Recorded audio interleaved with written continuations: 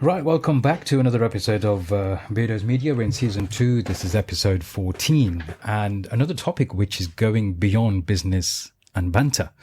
And a topic which seems to be quite pertinent given the circumstances. We've had, over the last 12 months, an unprecedented number of people leave us.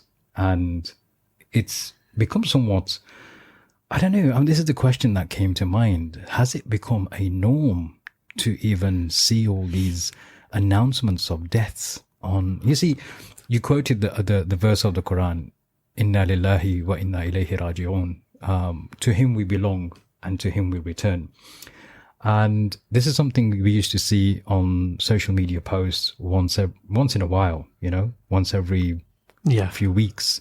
Unfortunately, right now, it's become a situation where not a day goes by when you don't have to type those words as part of your condolences several times a day. Yeah, that's what I was going to say. Yeah, multiple times a day. Yeah, definitely. So, I tell you what, I was having a conversation with a friend of mine last week on this very topic, and it got me thinking because, this particular friend of mine is the kind of person who likes to reach out to people and offer their condolences, and she was expecting the same in return, right?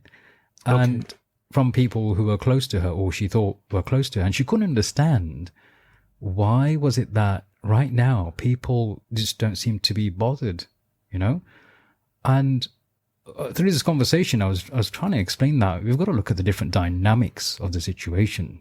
It's not that people aren't bothered. People handle these things in very different ways. Yeah. Some people want to be contacted. Some people want to have people calling them. Some people are good with calling others to offer their condolences. But some people don't have it in them to talk about it. Do you know what I mean? They just don't. I think there's people on both sides that struggle to talk about it. Whether you've lost a loved one, or whether it's a friend or a contact who's lost a loved one, you don't know what to say. You don't know whether you should call. You don't know whether a message suffices. Yeah. It's just what to do at that time. Yeah. But what to do? That's the question, isn't it? What to do? This is the thing, isn't it? It's like your friend.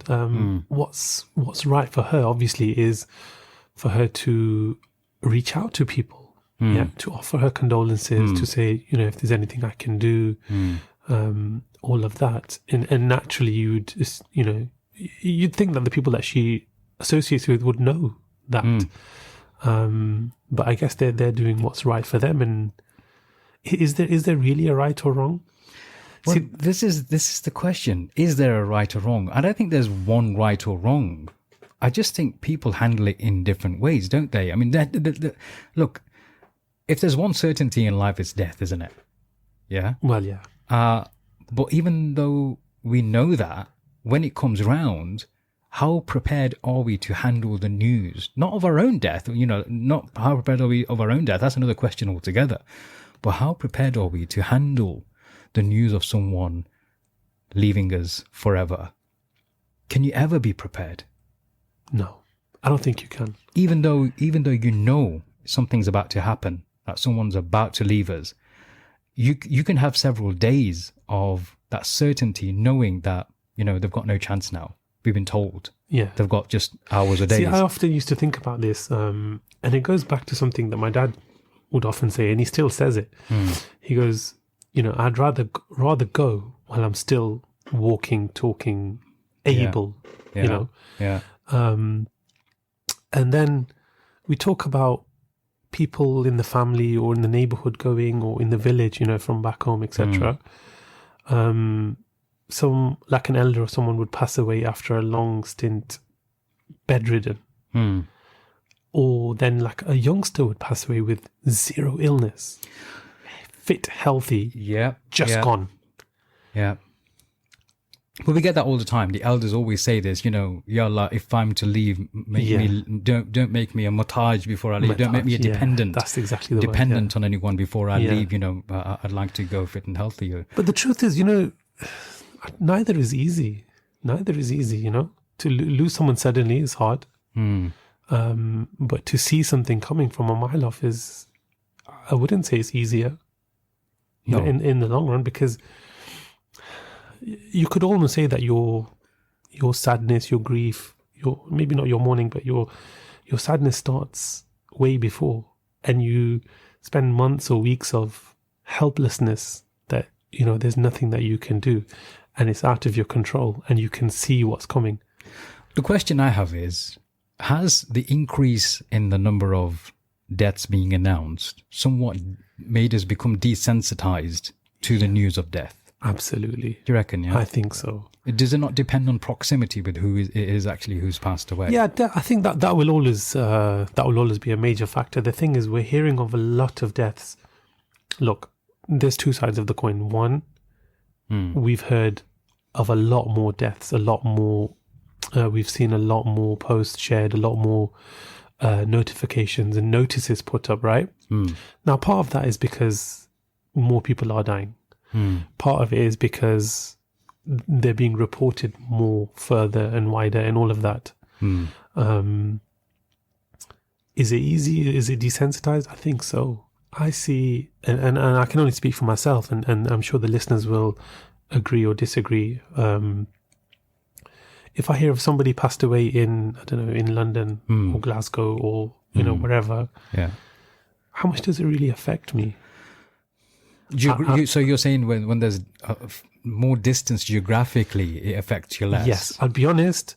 This year is the first time in my life I can recall being in autopilot when it comes to condolences. So copy paste. Sad that it's come to that, right? It really is. Because really sad that it's come to that. Because it's so much more than just a life lost. You know, someone's lost a father, someone's lost everything, and they felt they had to live for in this world. Yeah, you know, whether it's a father, mother, sibling. I know, well, my is a dear sister, next door neighbor. You know, she was in her 40s. Her kids, you know, her husband grew up with us, and her kids kind of they go to the same schools, and you know, we meet each other. You know, practically live out of each other's pockets, don't you? To a certain degree, when you have neighbors, you're that close. You share each other's happiness and you know, sadness. Neighbors are family, aren't they? That's your extended family. Their grandmother passed away in the UK, just close by. You know, within weeks of her herself contracting the infection, the virus, and herself passing away in her 40s, right? A week and a half or so later, her younger sister, who's in her 30s, passes away. How do you comprehend something like that when you have multiple deaths within the same family, you know, nucleus? You just don't. I don't know how you can. I think the only thing for us that makes it marginally easy, I'm not saying it's easy by any stretch, but it's like you said, it's a certainty in life that everybody has to go. Yeah. When it was their time, it was their time. They were fit, they were well, they were healthy, and they weren't mataj, or they weren't. The way I deal with it is you always try and think of the other person. So, like, I'll always be at a loss when I lose something. And I'm sure everybody's the same. When you lose someone, you're going to be at a loss. You're going to feel it. You're going to wish they didn't have to go. Yeah. But then what's right for that person? You know, Islamically, theologically speaking, for us, when it's written, right? Yeah. When you got to go, you got to. When you're destined to go, you're destined to go, irrespective of how that comes about. You know that your life was written. I think that's for theists. There's some comfort in that. Yeah. And there's the people, at least, you know, who follow the Abrahamic faith, Christianity, Judaism, Islam, you know, there's a common belief there. You know, you are destined to arrive at a certain time. You are destined to leave at a certain time. And you have an appointed time. And it's not the end. It's not the end. I think there's some level of comfort for people who are theists. I think the challenge here is when you have so many deaths that have been announced, and you're seeing these deaths being announced, and for some people who you have some certain, you know, proximity with, whether they're people within your community, family, friends, then as you said, it's a copy paste thing most of the time. It's also almost become like a shortcut on your keyboard. You press a few letters and enter, enter the whole kind of shebang that you've pre-prepared. It really does. I never thought that, those words my autocorrect would be picking it up or predicting it. Never thought it. Yeah, and that's literally what it's come down to even. Yeah. So if you feel that we've become desensitized to death, to the concept of death, and for people losing loved ones, the question then arises, what's the right thing to do for you, and what's the right thing to do for those who have lost someone? For example, this friend that I was talking about and discussing how they felt upset and disappointed that they weren't getting the same kind of reaching out towards her from close people, like a phone call, as she would have normally expected.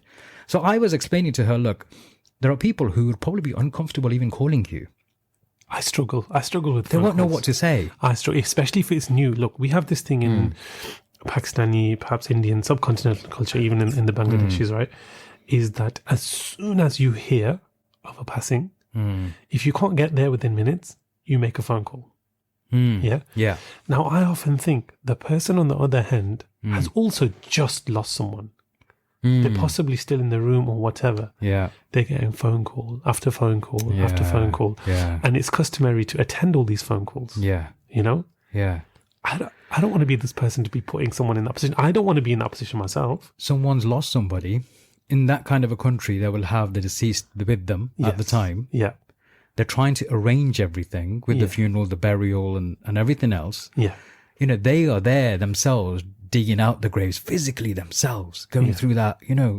They have to switch their emotions off. You're making phone calls to pass on your condolences because you feel that if I don't do it within this frame, then it could be held against me.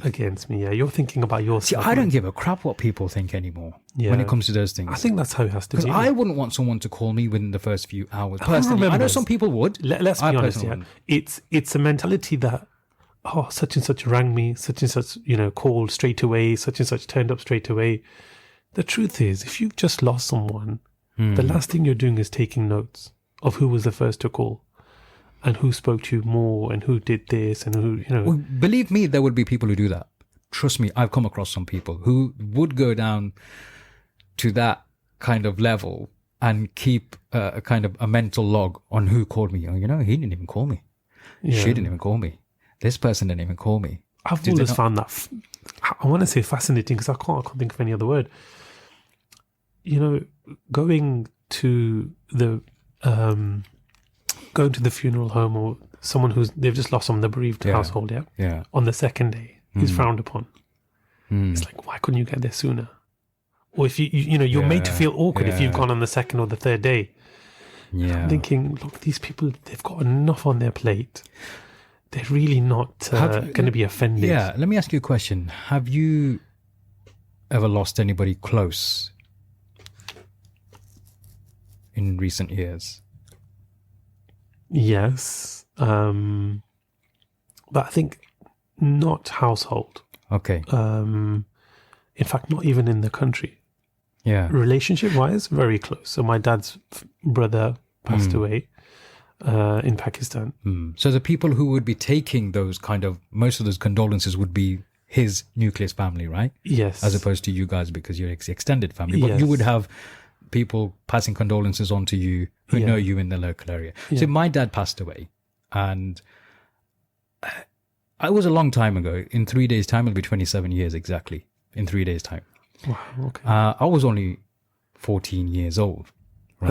At the time.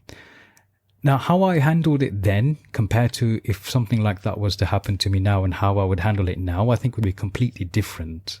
Mentally, because we mature, don't we? I mean, I've seen so many deaths throughout my life. I've been involved in, bathing the deceased and shrouding the deceased and burying the deceased. So many people who have passed away and fulfilling their final rites, people who are related to me and people who aren't even related to me. I think emotionally, we have a certain way of dealing with things. And some of this comes down to emotional intelligence, so when you have to switch off emotionally, when you have to do certain, to fulfill the rights of the deceased, you have to switch off emotionally to the best of your abilities. But I've seen, I as a child, I've seen children lose their parents. I myself was a child, I'd say, when I lost my father. 14 is a child, isn't it? What do you remember from the time? Like everything. Okay. Every minute detail of how he passed away, what he was doing, what time of the morning it was, who was around me, what happened straight after, who came, everything is, I've got a really bad memory. But some things that we say in NLP that you get anchored, there's an anchor. I can, it's okay. You get back to that and, but yeah, I can remember everything. Were you allowed to grieve at the time? Well, I think in those days you'd get the whole community and family in your house. It was packed, and partially it was a case of making sure your guests were okay as well. So the question, were you allowed to grieve? I would say yes and no, because they were there to comfort you, but then you felt there was an obligation on you to make sure your guests were okay. Yeah, so and suddenly you're chief organizer and there's so much to do and everyone's looking at you. Luckily I had elder siblings and stuff at the time who took charge. What I'm saying is but as the family, and this is one of the sad things I've seen in the Asian culture when someone passes away and everybody starts flocking in and becoming a burden on that family, especially within, regions or countries where people can't afford to kind of host you. Do you know what I mean? Yeah. And then they're expected to be fed, watered and bathed and, all that kind of stuff whilst you're grieving. And you're not given that opportunity to grieve properly, And I find that really sad. To a degree, I'd say this lockdown situation is helpful for people like that, because they're not having to then host a whole load of other people in their homes. They're the ones who have lost somebody who's passed away. And then, they're not expected to look after other people whilst this is happening. I actually agree with you. I think this is the only time in history, well, you could go further back, but in our lifetimes, this is the only time where you'll get time to yourself as a unit, as a family, because of restrictions and everything else. And I think, subhanAllah, there's hikmah, that it makes sense.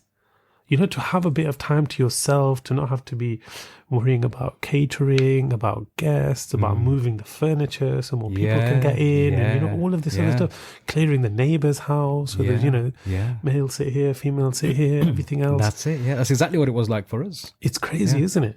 It is, absolutely. But there's pros and cons. Some people will say now that they can't grieve together, with extended family and friends. Not even extended family, their own family, other households. That lived in different households, Your own siblings, in different households, you can't get together. Yeah. And that is sad. I know of cases like, Amar One has tuned in, may Allah bless his father's soul, who passed away through COVID, last year.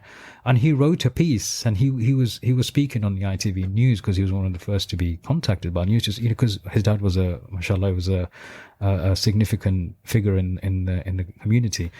And he was saying, do you understand what it feels like not to be able to embrace your own mother, Ali, to tell her, to comfort her with her husband and your father's no longer around? Can you just imagine that? You have to sit outside in the garden with your other siblings or relatives at a distance. See, this is the other extreme, isn't it? It is an extreme. It's a sad extreme, but how have you seen people handle it this year? Because it's unknown to us, isn't it? I've been contacted by families who are grieving or who have lost somebody, and for them, for the first day or so, it's kind of mainly to kind of get the logistics in place in the burial process and getting somebody to fulfill somebody's final rights. Because obviously in the Islamic tradition, we bury people, straight away. After that, it's usually them just taking phone calls. I've realized the older generation, here's the other thing, the older generation, that they're taking phone calls between each other. Yeah. because that's what they know. They're not on social media. I'm talking about in their 50s and 60s. They're not using social media for this kind of stuff, right? The younger generation, there's a bit of a difference in how they're handling it and how they're actually giving condolences. I mean, some friends, people like Amar or people who are close to me, I've had phone calls from them and I've made phone calls. And you'd reach out to a phone call if somebody this is what I was talking about, proximity. When there's not just geographical proximity, I'm thinking emotional and, relationship wise, that kind of proximity. And if you feel there's a proximity, you genuinely have love, respect and care for someone, you're going to take an extra step. You might have somebody wanting to say, okay, let's go for a walk outside, social distance, just for a 5-minute walk, just as an excuse to pass their condolences and see them. Yeah. But I've noticed there's a difference between how the elder generation are handling the passing away of people and how the younger generation are handling it. The younger generation, for some of them, they feel, from what I've seen, and that it's okay. On social media, someone's put a post up. Yeah. Inna lillahi wa inna ilayhi raji'un, with so much sadness and a heavy heart. I've announced the passing of my mother or my father as returned to his Lord. And just to comment in that is enough for them. Yeah. There are a few reasons. Because one, they feel that, well, we can't physically go and meet them. They may not have their number. So there's no physical place to go and see them. Yeah. But I think the awkward thing is they don't know what else to say.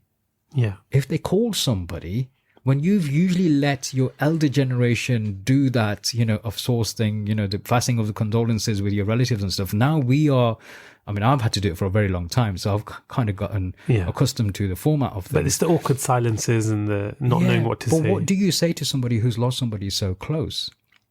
You've said, it was destined this way. Obviously, his time was up, or her. She's had a good life, mashallah. You guys have been raised well and everything. This is good deeds for them, for the good that they've done within their lifetime.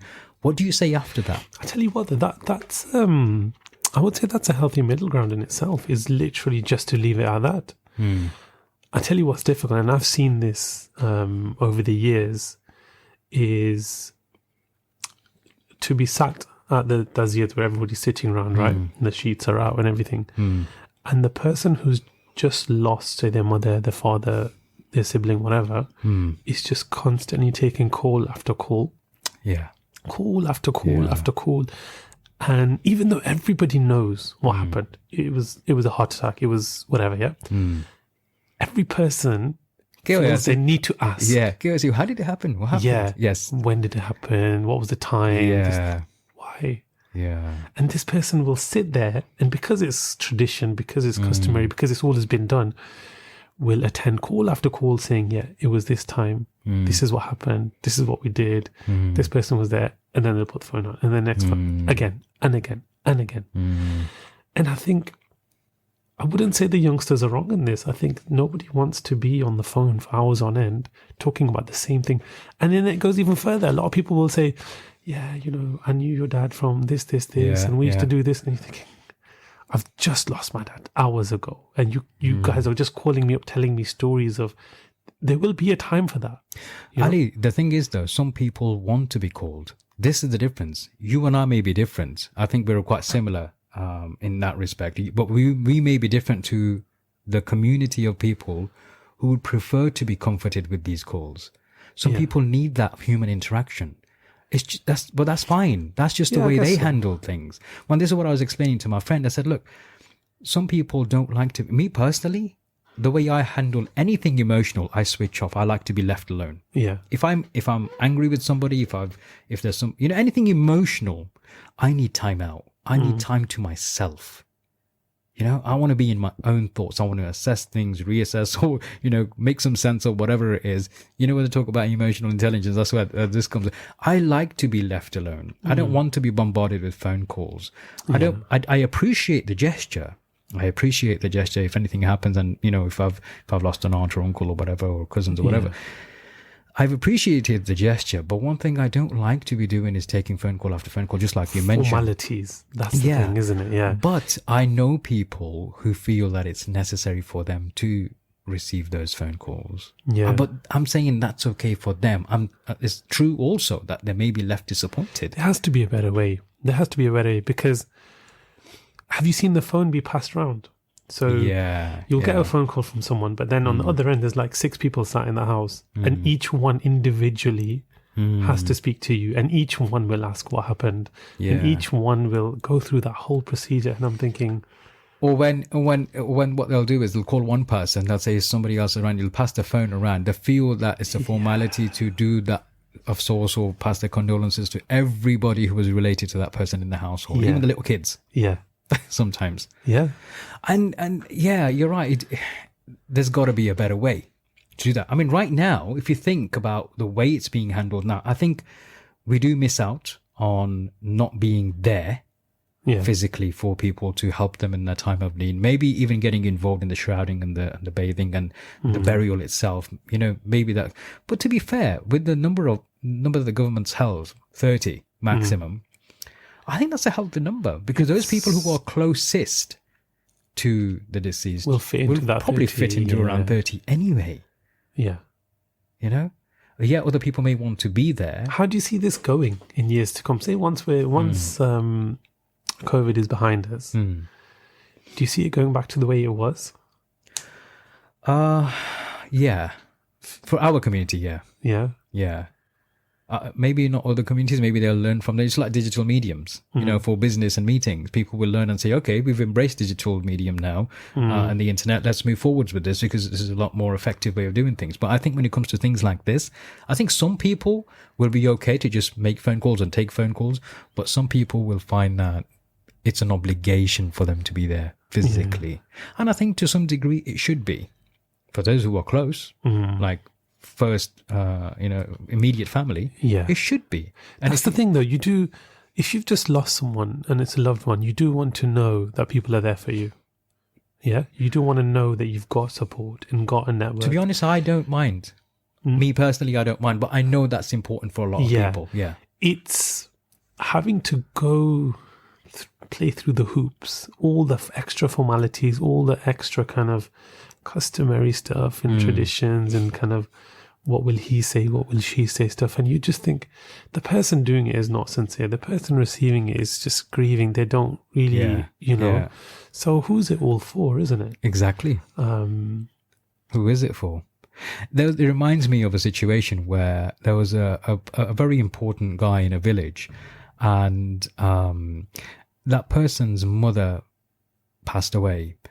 And this person was quite well known within his community and amongst some politicians as well. So there was a whole big crowd of, important dignitaries and politicians who came to see this man because his mother had passed away. Yeah.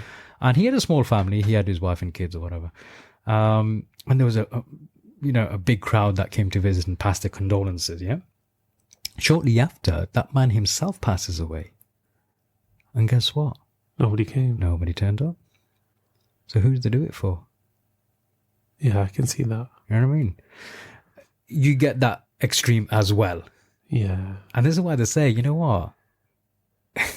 See, this is, and I don't know what it's like in other cultures, but I think in our culture, closure comes very late. Once the 3 or 4 days of mourning are over, and all the visiting and the phone calls and everything are stopped, I think that's when you get a chance to grieve properly, because most people don't even want to be seen crying because of this kind of stigma around grown men crying. I tell you what, if I see a grown person crying, I can't help it but cry. Yeah, I can't help it. I didn't used to be like that. Yeah, when you're younger, when you hear somebody or see somebody old crying, it doesn't make sense to you. Sometimes you might even have a laugh because somebody sounds funny whilst they're crying. You know what I mean? Yeah. When you're a kid. But I tell you what, since I've grown up, and especially in the last 10 years, I think I've become really sensitive, when I see somebody, a grown person crying, I think partially you're sorry to cut you, partially I think is you're recalling your own pains, you're recalling your own losses. I have to admit, whenever I see somebody who's lost their father, it brings it, it's gonna today I was, getting emotional just thinking about that. But when I see that in somebody else, I break down. I just can't help it. Maybe it is a part of, what I'm feeling for myself. and I know what this person's going to be going through. Yeah. And maybe it's other stuff. I mean, Hapsidhu from Derby is saying, grief is not a sign of weakness.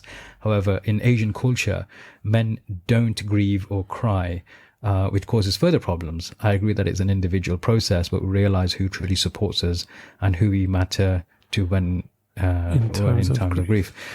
Yeah, and I think, you know what, Haps, you're right. There is this kind of societal, environmental kind of pressure on men traditionally that grown men don't cry and stuff like that. But I think that's changed. It has to change. It has to change, and the I think truth it has is, changed. Boys do cry. Yeah, Men cry. Men cry. In fact, you know what? And it's the worst time to be like controversial Real or men anything. cry. And I'm not trying to be intentionally controversial or anything, but it's just come to my mind that Go on. when a man cries, you know it's sincere, you know it's real. And I'll tell you why I'm saying this is because, have you ever seen... Because it goes beyond, breaks that kind of... This is it. Yeah. This is it, because he's not trying to cry. He's gone beyond and his I don't know what it's like for other cultures. Yeah, again, I'm not going to pass comment as a blanket comment or generalize too much, but That's in not our culture... very controversial, is it? In Go on. our culture, when women will be fine. They'll walk up to the house, they'll be chitty, chatty, everything. Oh my goodness. And then when they As walk soon into as that room, they switch. oh my God. The band. You'd think their dad had died or something. Yeah. And then... Oh my gosh. You know what? I've seen that. It amazes me how good acting skills they have, some of them. Fantastic. I don't know if you can relate to this yet. Yeah. The Asians will definitely relate to this. Yeah. They'll be on the phone, they'll be having a laugh, they'll be watching a movie and you know, somebody calls and they have to switch it on. Yeah. They'll just switch it on and start crying like it's just happened now and it's happened to them. Yeah. Like in really serious ways. And, you know, the Asian, I don't know, a lot of cultures have kind of moved on to that, but some people who still held on to it. Yeah. And it's the norm that, you know, when somebody comes to give you condolences, that you have to cry. And you know, you hear it from them and they say to you, well, if you don't cry, they think they didn't matter to you. Yeah. So you have to cry. And it's kind of admitting that they're putting it on. And to be fair, I've seen women cry when they've not even met the person that passed away. Yeah. It perplexes me because, you know, and to truly shouldn't laugh, appreciate, but it's true. To truly appreciate how good this performance is, you have to see the follow-up. 2 minutes from the time that they've gone shoulder to shoulder or whatever, and done their performance. Yeah. They sit down. Yeah. And then they'll talk about, you know, why they chose to wear this color or where they bought that from and who they saw yesterday. Exactly. And it's just calm again and you think, yeah, wow. What just happened? It's literally like a button's been switched on and off. Like, but then give it 10 minutes and then somebody else will walk in. And they'll cry again. But, you know, some people genuinely cry because they genuinely, but what we're referring to is a specific act, which has become a cultural thing where within the Asian, you know, the Asian women, again, I appreciate what you're saying. There's actually paid performers that you can get now. Really? And I know that there's, it's a thing in parts of Africa as well, which I came across by chance, but in sort of India and Pakistan, you can pay professionals to kind of mourn in grief, like really loud, but in tune. Wow. Yeah. Wow. You know what? On the note of sharing emotions and crying, I put this post up in my Facebook group, the Inner Circle Facebook group for my members yesterday. And I have to admit, it was so warming to have people sharing comments which themselves were so sincere and you could feel the love between them, you know, almost like, you know, I know your father's passed away, my father also passed away, a couple of my friends whose father's Imran, and you know, it always means more from someone who's going through the same experience. And it was so warming to see that. I actually really felt there's like a warm fuzzy feeling thinking, alhamdulillah, you know, it's beautiful to see people sharing this, and I can appreciate that, you know, that sharing of the love, sharing of emotion, sharing. It's like, you know, problem shared is a problem halved, as they say. It may not be halved, but you know, to even share those words. Because you know, it's human nature to feel that way when when you feel someone can actually relate to you. When someone, you know, and they say nobody can feel my pain, but when you know somebody has felt that same pain, it's just so much more coming from them. It's, you know, words can't really describe. It's as the saying goes, doesn't it? You know, you really don't know until you've been through it yourself. Through it. Yeah. And I can appreciate that. I think there's two things here that I wanted to kind of put forward. There's one thing is, when we've got so many deaths occurring within communities and people we know being announced and stuff, there's also this conundrum of how much of the good news do you share? You know? Like, if you've got something good to share, you've achieved something, or somebody you know who has achieved something, there's something to celebrate. People are feeling guilty for sharing news which they will be celebrating while somebody else has lost somebody, you know? In the past, I mean, I've done that. I've kind of refrained from posting certain things because I know somebody who'd passed away close to me, and, you know... Yeah. I thought, you know what, it won't be appropriate. That's a good point, actually, because we used to be a lot more sensitive. I've seen weddings cancelled. Yeah. You know, not because someone in their household passed away, but somebody in nearby, the village. or in the village, or in the neighbourhood. Yeah. I think we've lost that element somewhat. Yeah. And it goes back to that family becoming won't say desensitized. Anything. Yeah, that family won't say anything. They will say, look, go ahead. You've spent a lot of money. You spent thousands and thousands of pounds to get this sorted. Just go ahead. Yeah. But no, you feel that pain genuinely and sincerely. Well, the thing is, there's levels to it, isn't there? Yeah. If you know that one of your neighbours has just lost a loved one, and you had like the Bhangra band booked and fireworks and everything. Yeah. You could cancel the entire affair, the wedding, the whatever it was, the graduation party, or you could go ahead with a little bit more modesty, simplicity. Maybe just don't do the fireworks. Maybe don't have the dances, or just whatever. Do the simple rituals and Or you could just postpone the whole thing. Yeah. I think we're fast coming to a time where people will ask the grieving family, "Look, is it okay if we, you know?" And obviously the family's going to say, no, it's fine, do your thing, you know. And then that, I don't know if it comes off their conscience or whatever, and then they'll go ahead with it. Perhaps again, is saying in Asian cultures we have traditions that need to be carried out, but as you've said, you know, who are they actually for? The attendees, the families. Sincerity goes a long way. A close friend's dad passed away a few years ago, and he was a prominent member of the community, and there were thousands of people at his funeral. That blew me away. Sometimes families of prominent person, in inverted commas, that has died almost feel obligated to do this.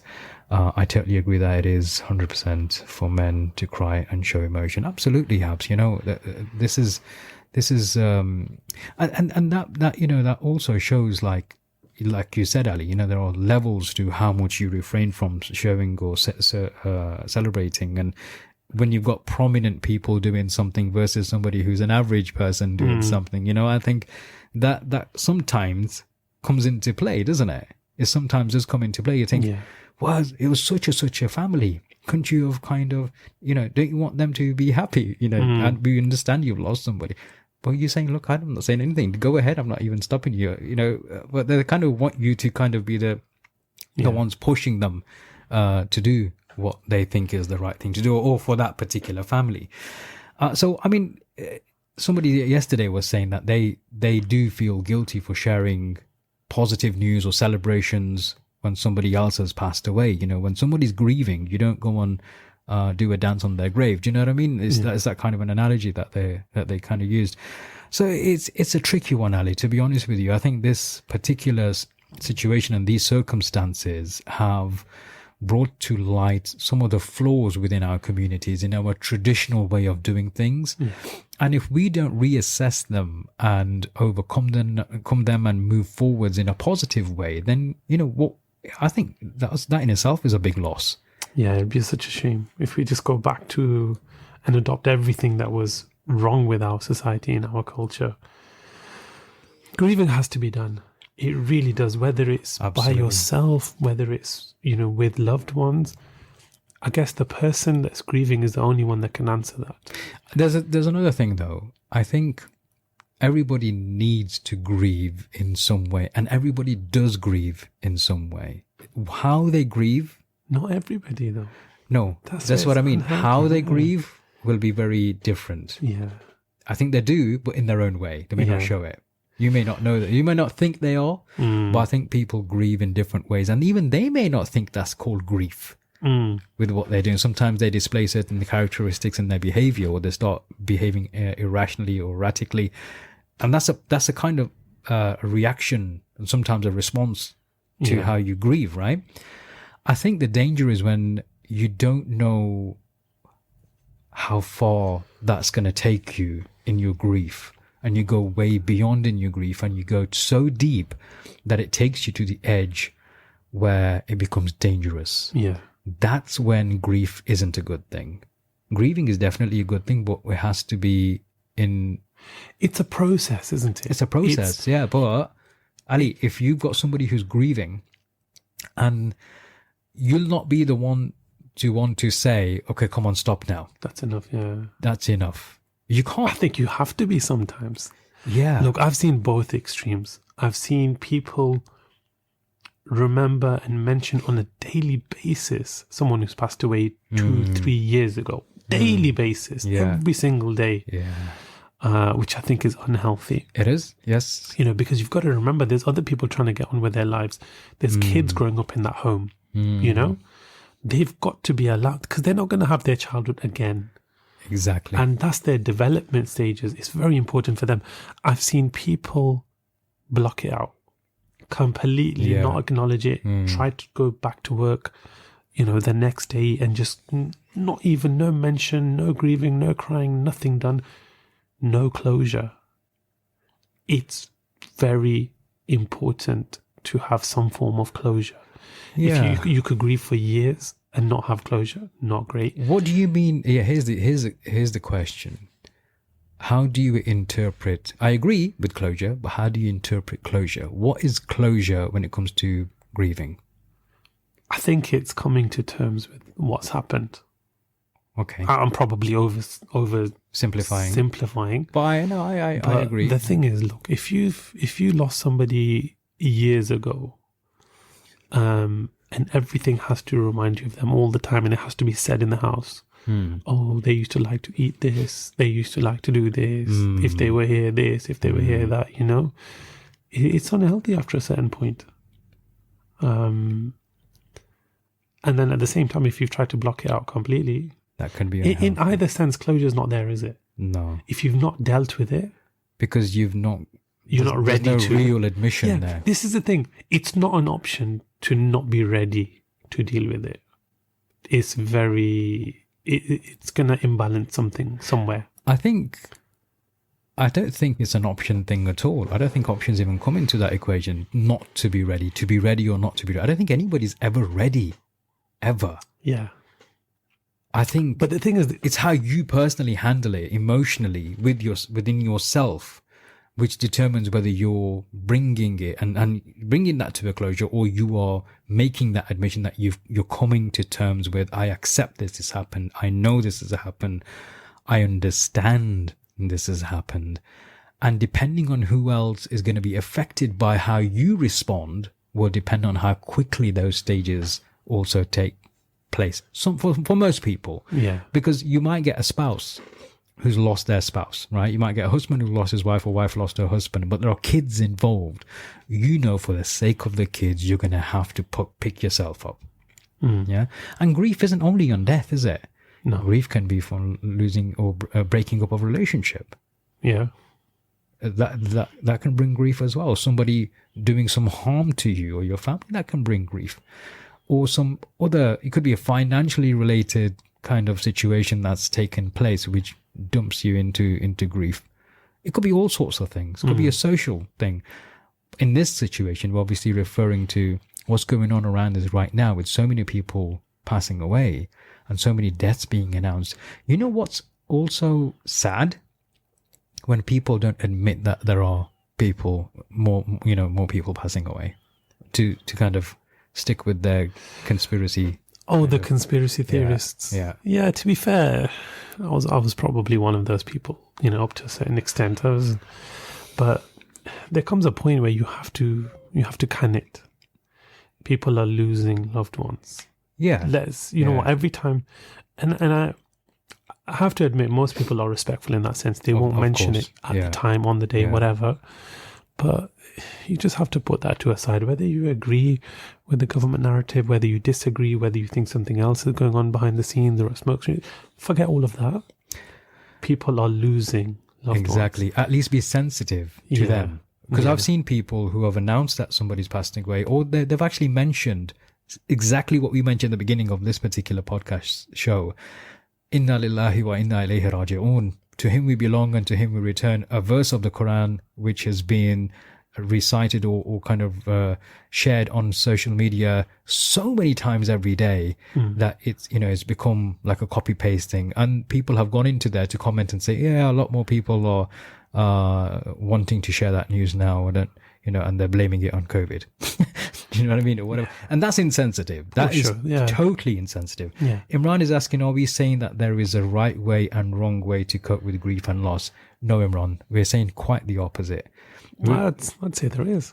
No. It varies for person to person, but yeah, there's, I guess in that, I think if I'm thinking correctly, if I'm getting what you're thinking, I think you're referring to the extreme ends of the grief, right? And if you're going completely blocking off, or if you're going beyond what's healthy in terms of grief. I've lost someone that I love. Yeah. Yeah. Now I'm Asian, so I now have to cater for 200 people turning up at my house. I have to attend phone call after phone call after phone call. I have to do this. I have to do that. I have to meet and greet, and I have to do the whole shoulder to shoulder cry thing with 200 people and everything else. For me, that's completely wrong. I haven't been allowed to grieve. Yeah. Yes. So this is all going to be subjective. Yeah. This is what it is. So is there a right way or a wrong way? I'd say there is. There's different ways and for different people. For different people. Yes. This is it. Yeah. But there's not on an objective level. Objectively, we can't say there's a right and wrong way. No, of course not. I think the only time we can say that is if that grief is taking you into a negative space. Yeah. On either extremes, either when you are not grieving at all, when there is no admission being made and accepting of what's happening. On the other hand of the scale, where you've made that admission, you've accepted it, but you're kind of reminding yourself and everyone around you all the time for lengthy periods of times. Yeah, that's not healthy either. Yeah, that can be unhealthy for people around you. Yeah, so that's when it can be a wrong way, subjectively speaking, of dealing with losing. It can be unhealthy if you choose to do it a certain way or just not to do it at all. But each person will know what's right for them. The most important thing is that they have to be able to admit, firstly to themselves, and then to those around them. I would just like to say, anybody who's connected with me or Ali, I'm sure he will be happy to do this as well. And if he's not, I'll have a word with him. I'm sure he will. I'm just joking.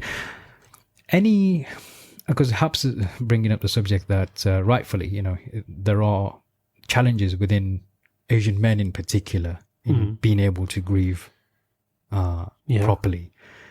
If anybody's going through a situation where they feel that they need to speak to someone and there is a moment of grief or they don't know how to handle themselves, I'm more than happy for you to contact me privately.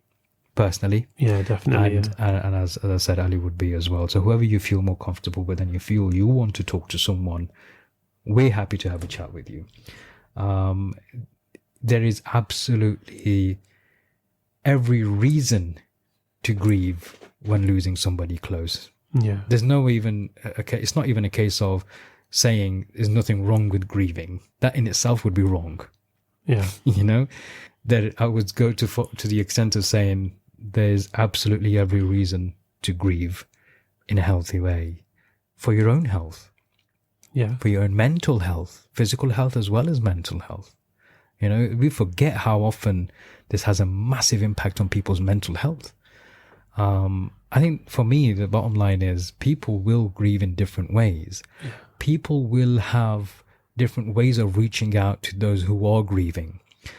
For those who are grieving, I would say, please don't put it against people who haven't fulfilled your expectations of making possibly even a phone call, unless there is a real close proximity in your relationship, where the minimum they should have done is make a phone call. Don't hold it against some people, because people genuinely are feeling really confused right now. They don't know how to handle certain situations. They don't know how to handle the news of death. They've never been in, most of us, in fact, all of us, I'd say, have never been in a situation like this where so many deaths have been announced. If people have acknowledged your post on social media and even put into the comment section, please accept my condolences, or they've passed their condolences, even in the comment section, that alone should suffice. If there's not that close relationship proximity, don't say just because you've been in that kind of connection with them, they should have called. Even if it's some of your friends, if they've called, or even if they've just sent you a nice message, just that's enough. People really are struggling to understand what's happening. They're struggling to understand how to approach it. They're struggling to understand how to pass on condolences. People are struggling on understanding how to receive condolences. And I would say right now, people aren't in a very good headspace. We're in 2021 in January, and we're in the middle of a global pandemic where we've lost so many young lives as well as old. In the last few days, a number of deaths that I've come to know of within our local community, people within their 30s and 40s. That's not normal. People don't know how to handle that. People don't know how to kind of move forwards from that, how to process that, how to accept that. So I think for those people who would normally say, this person didn't even contact me, this person didn't even call me, let it be, man. Just let it be. People probably having a hard time comprehending it themselves. Yeah. And how to process. And I think that's another thing that we don't think about, isn't it? Is because just because the person that passed is closer to you doesn't mean it wasn't difficult for other people. Exactly. Exactly. I mean, if you don't look at just the blood relation, just because it was your sibling, doesn't mean it's less difficult for his best friend. Yes. And he should be the one to call you. Yeah. This is what you were saying earlier about proximity, isn't it? Yeah. And it's not always blood relations. It's not always geographical. No, it's you might not even know. Yeah, it's feeling of closeness. We won't even know how close people's relationships were sometimes. Exactly. But look, it does work both ways. You've got family, loved ones, friends around you. They don't stop being there just because you've had a death in the family and they haven't called you or texted you straight away. They're still those same people. And these people, so they are still at the end of the phone. Maybe they're trying to give you space. Maybe they've seen how difficult it is. Maybe they went through the same thing themselves. Point being is you can pick up the phone and call them. Exactly. To be honest, I'm that way inclined. If somebody's passed away, I'd rather not call them straight away. I wouldn't. Yeah, I feel. I'll drop a message. Say, look, if you need anything, if you need to talk, whatever. And I appreciate you'll have lots going on right now. I just wanted you to know that I'm here for you if you need anything. But I will definitely give you a call once things are a little bit more settled. You know what I mean? But in the meantime, in the interim, if there's anything, that's how it should be left to the person grieving. To decide what's best for them. Let's wipe the slate clean. Let's get away with the template of the way that it's done. Yeah, exactly. And let that person decide how they need to deal with it, how they need to come to terms with it. Yeah, exactly. And that's what's healthy for them. I think the challenge here is sometimes you'll have people who aren't that well versed with the systems and the processes which need to be fulfilled for them to fulfill the rights of the deceased, in which case they will need external help, in which case they will always have people within the community who are willing to step up and help, and I think we need to appreciate that as well. When you talk about key workers, I think sometimes we don't give credit to the volunteers in our community who I would class as key workers, who are there for the deceased family, who help in the shrouding and the bathing of the deceased, getting the funeral services together. There's so many gems in our community. They really are. They are unsung heroes, honestly. Very much so. Unsung heroes is a perfect way to put it, because they are there when you most need somebody.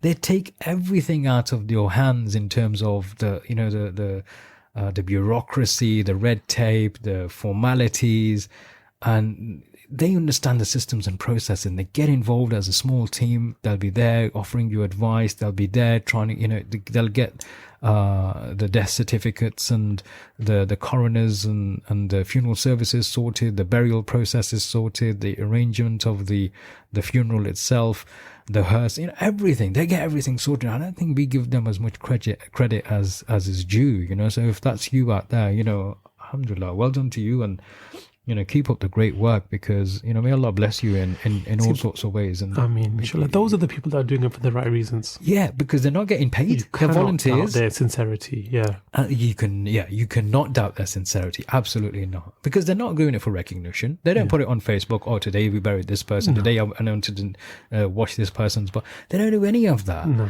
They're in the background. They're working hard. They'll do the collections. Yeah. They'll visit the families whenever it's possible. Obviously, they'll get involved with arranging the right people to be involved with the preparations, and and they're the people who really, really deserve credit out of this. I think on behalf of me, on a final note, for those people who have lost loved ones through this pandemic, may Allah make it easy for you.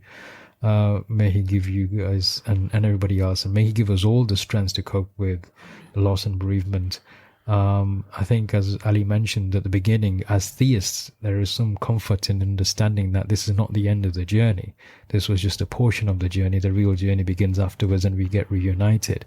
We often cry or mourn our own losses rather than we're crying for ourselves, aren't we? For ourselves, yes. We may feel the pain of those who have also lost, but there is an eternal life outside of this life, and that is the truth.